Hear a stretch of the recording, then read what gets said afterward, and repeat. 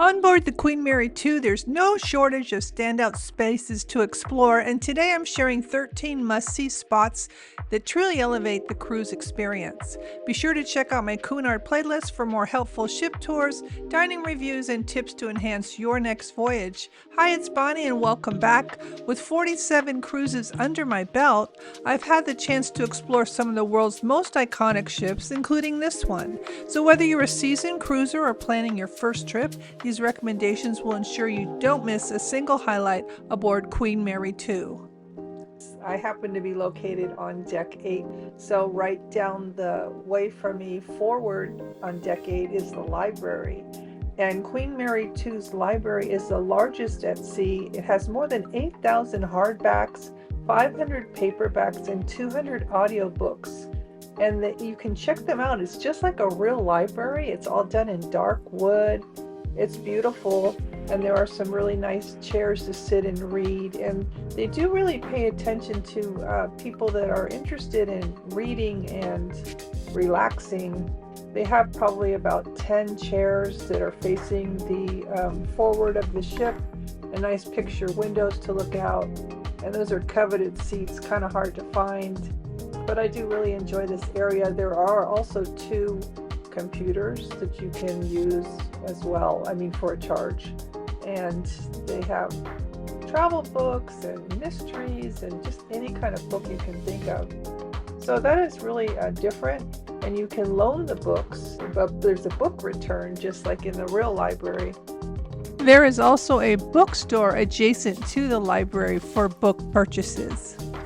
It's just all about a long haul across the ocean. People are just relaxing the best way they can. So that's one of my favorite spots, the library. Another one of my favorite spots, which surprised for me, is the grand lobby, because there are nice seats to sit there, and there's a piano that plays itself. And so you can listen to some really beautiful music, and it is relaxing, and they generally have a really nice floral display. Right now it's a fall theme. There is a florist on board, so they have lots of fresh flowers, and it's just a nice place to sit and relax if you're kind of between events, because there's lots of things happening. Sometimes you just have some downtime and maybe you don't want to go to the lounge, so I enjoy the ground lobby for that reason. That brings me to my next place, is the spa thermal suite. It has an herbal sauna, it has a Finnish sauna, and then it has a steam room, as well as a big therapeutic pool that you can be in. And the maximum amount of people that they will share this or sell this to are 40 people. I have been enjoying this way to spend the day since it's so cold outside. It's like the perfect thing to do, especially after you've been doing some exercise. I've been doing some morning exercises and these classes, and then it's nice to just go in there and relax. So that's another favorite spot of mine. And the thermal package costs $149 for the Voyage. There's different combinations you can buy, so you can inquire, or you can also just buy it for one day if that's all you want to do. Check it out. It's on deck 7.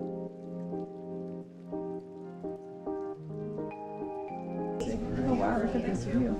We have a special offer for Relaxation lounge. Look at this beautiful view. There's the Statue of Liberty right there. Another place I discovered that was kind of fun was the Commodore Club, and that is very forward on deck 9, and it's quite a nice little place. It's very busy. It's hard for me to even get a picture because I don't want to intrude on people's privacy, but there's a big piano there. There is a harp player, and it's just a nice atmosphere. People go there for drinks before dinner. They're there in the daytime reading or maybe just enjoying a cocktail at lunchtime, and it's a very nice atmosphere. There's a scenic elevator, and if you take that elevator, you can take it up to 11, and there's a beautiful observation deck. I like the elevator style. It's all in wood, and it brings you out to this. This is on the 11th deck. Someone just told me they saw whales this morning. Oh my goodness, this is so pretty. What a nice view. Look at this. So this is one of my favorite spots, I think. There's the elevator I just took, and it's scenic. It goes all the way down. You're able to see this beautiful view kind of jets out a bit, like the bridge. So here's the very front of the ship. A nice little hidden feature. That's the other thing about the ship. There are so many different little spots that here I am on day, I think 4, and I'm just discovering all this. Well, you know, I decided to take a day off from the dining room because I just needed a break. It's a lot of socialization. And I had to get caught up on my film stuff. I ended up just doing this instead. But it's kind of fun to explore all around and see like what's going on here. And this looks like some kind of I think this is called the Atlantic Room. I believe it's a kind of conference room slash place to kind of do board games, I guess. Bridge. They do a lot of bridge here. There was beginning bridge lessons and there's intermediate. So all these things that you forget about in this day and age of technology. The other side. Oh, so they have another elevator on this side too. Oh, nice. This is beautiful. I love this perspective. But this is deck 11 forward. And here's a spot that I thought I'd mention. I wouldn't rack it up with my favorites, but it certainly is an interesting idea to have a kennel for dogs. I think maybe even cats, I'm not sure. They don't want anyone there except for the owners, so I couldn't really talk to anyone about it, but that's a different, unique feature for sure. I'd love to research that a bit and see, you know, how much does it cost, like what's involved with that, but I have no idea at this point. Another fun place is the Golden Lion Pub, where you'll find lots of trivia, group involvement. It's a pub atmosphere. You'll see some game shows. They ask the whole bar and everyone gets involved, so it's like that. And in the daytime, it's quiet and a nice place to read and relax. Pretty setup. It was packed in here last night because they did a lot of trivia. It kind of reminds me of the Vines Bar on Princess. But there's so many different little spots to kind of sit down and enjoy. You don't feel the crowd at all. But you kind of have to just figure out where these places are because they're all in different areas. And the chart room is popular for live music, and it seems to be not as crowded as some of the other lounges. They have nice jazz music and a good ambiance, and it's kind of a nautical theme, so I like that. Live entertainment. Deck 3, forward of the dining room, is the Queen's Room. It's a little complicated to get to, but once you figure it out, you will find a huge ballroom that has lots of activities happening. The galas are there, they have aerobics or Zumba there, have some type of workshops and get-togethers, live music there, lots of dancing.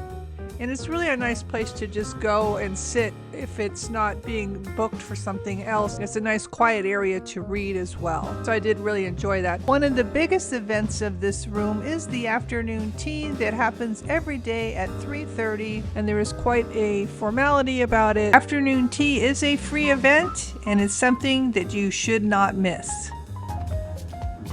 And another thing that is really handy is the laundriettes. They're on every floor, but there's certain floors that have maybe 4 to 6 washing machines, but most floors have about 2. It seems like the even floors, 6, 8, 10, there are a couple washing machines and a couple dryers with 1 iron. They do even provide the soap, and it's free. Just know these are very popular. Don't do your wash at the last moment. It's hard to find open machines. I see so many people walking around with plastic bags or what have you, but this is actually in the drawer. So I was just using this laundry bag. It's very nice. It's, you know, cloth. I don't know why people don't use that. Maybe I'm not supposed to, but I did use that for my clothes. One of the more unusual features of this ship is a place called Illuminations on deck 3 forward of the theater. Usually you have just theater, but this is in addition to the theater. Kind of a little complicated to get to, but once you figure out how to get there, it is home to their Cunard guest speaker area. They have blockbuster films, and they have a planetarium experience at sea, and you have to make reservations for that, and that can be made on board on the My Voyage app, although it wasn't working for me, so I had to go to the purser's office and have that done. So I'm going to be seeing a second show today, but the first show was just about the planets, and it was nice. I like the theater. It kind of reminds me of a lecture hall. It's comfortable theater seats. There was a speaker on his near-death experience, and that was kind of interesting. And they do have a maritime quest. There's over 200 pictures of Cunard's history throughout the public rooms and walkways, and they actually have audio handsets to guide you through all the history of the ship and everything about it, so you can get those from the purser's office on deck 2. I do really enjoy the Royal Court Theater. It has a variety of entertainment, and that's located on decks 2 and 3. It has some nice programs during the afternoon.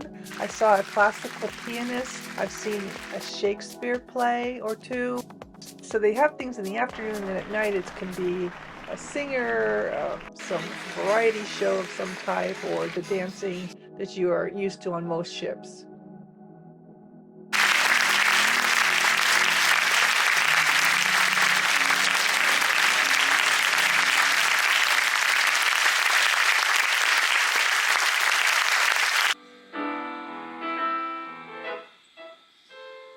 Next we have the Carinthia Lounge. This is one of my favorite lounges because I love the decor. It's light and airy. It's done in blues and yellows, and there's plenty of natural light coming in.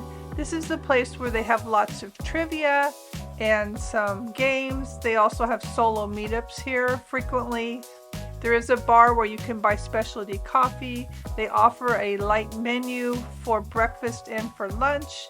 And a lot of people enjoy having cocktails here and just relaxing. This place is really fun in the afternoons.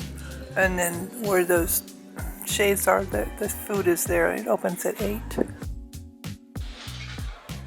I found myself usually going to the King's Court buffet, grabbing some breakfast, and then walking over to that lounge and ordering a coffee. And that way it just seemed like a more peaceful place to have breakfast for me, as I generally got up pretty early and there wasn't anyone there. And on deck 7, I do really enjoy the Promenade Deck. You can walk or jog. One lap around the outside of the promenade on deck 7 is 1/3 of a mile. And the track is protected from the weather at the forward end. It is only open during certain times that they don't want you jogging late at night or early in the morning, because I guess it's near some rooms. So sometimes they will close it off if it's too windy, but it's just nice to walk a wooden deck that goes all the way around, and lots of people walk it. I mean, you just witness that when you're in the buffet and you're sitting there looking out of the window. You can see all these people walking by. So that's a nice thing to do. I haven't really experienced the pool that much, but I did go and check out the Pavilion Pool, and that's located midship on deck 12, enclosed. It's almost like a solarium, but it isn't warm in there.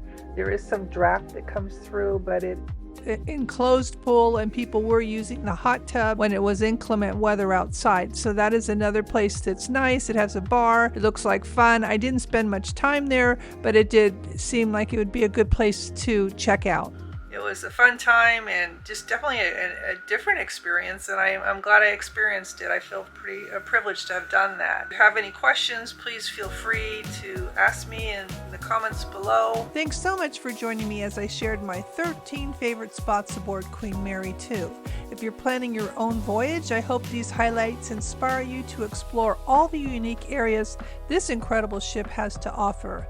And to keep the inspiration going, don't miss my Cunard playlist, where you'll find everything from embarkation tips to what to expect on Queen Mary 2. And if you have found this video helpful, informative, or you've learned something, please give it a thumbs up.